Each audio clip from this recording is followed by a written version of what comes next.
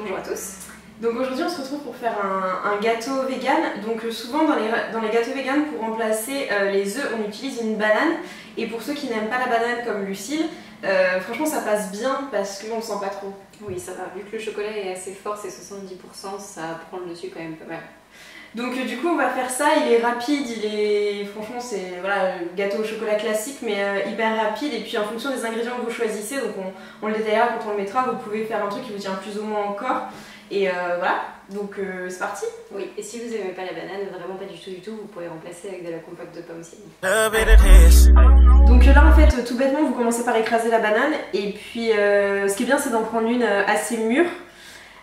Comme ça, c'est facile à écraser, et c'est les bananes qui se rapprochent le plus de la texture de l'œuf. Donc voilà.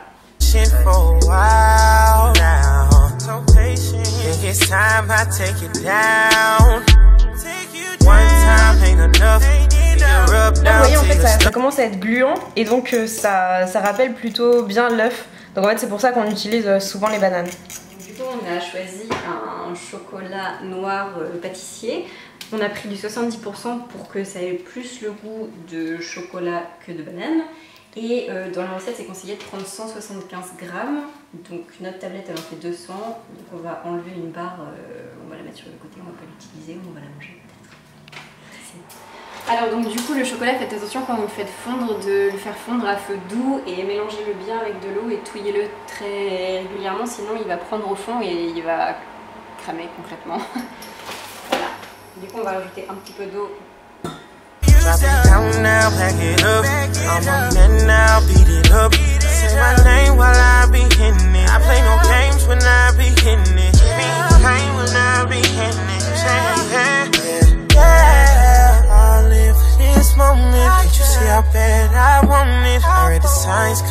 Une fois que votre chocolat a bien fondu, il faudrait que vous rajoutiez 10 centilitres de crème de soja. Donc nous on a choisi celle-ci, mais vous pouvez très bien prendre une autre, c'est pas grave.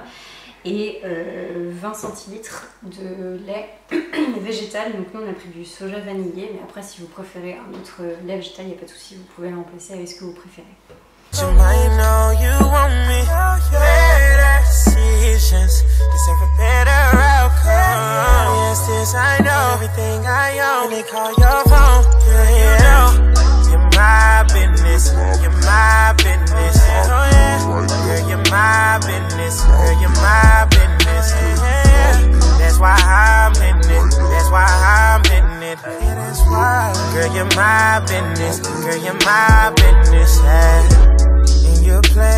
I provide what you eat, what you drive,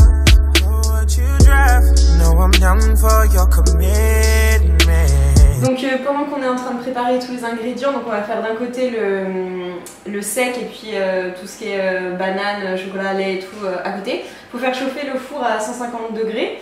Et donc là, on met 150 grammes de farine. Donc si vous voulez de la complète, c'est pas mal parce que ça tiendra plus au ventre. Si par exemple vous êtes sportif et que vous avez bien mérité votre petit gâteau après.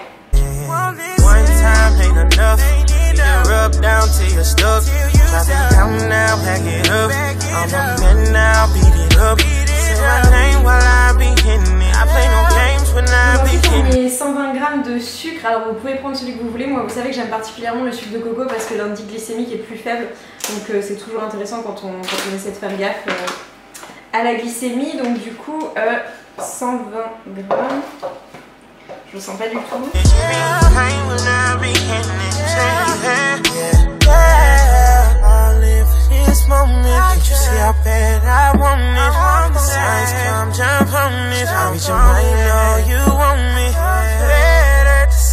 ensuite vous avez juste à rajouter la moitié d'un sachet de levure.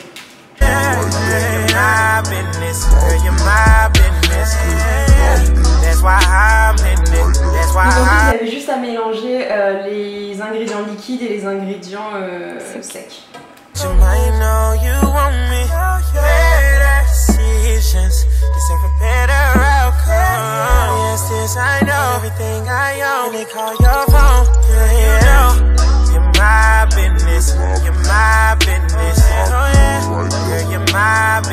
avant de verser votre préparation dans votre moule, pensez bien à le huiler au préalable pour pouvoir le démouler une fois qu'il sera cuit.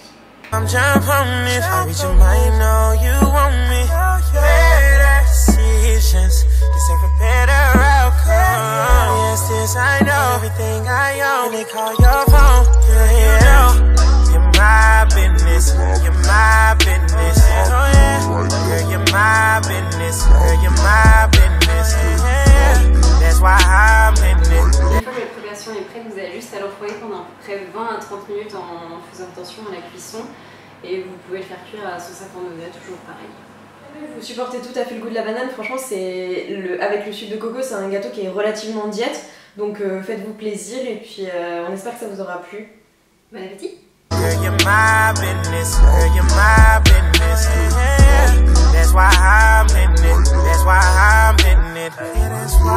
Girl, you're my business.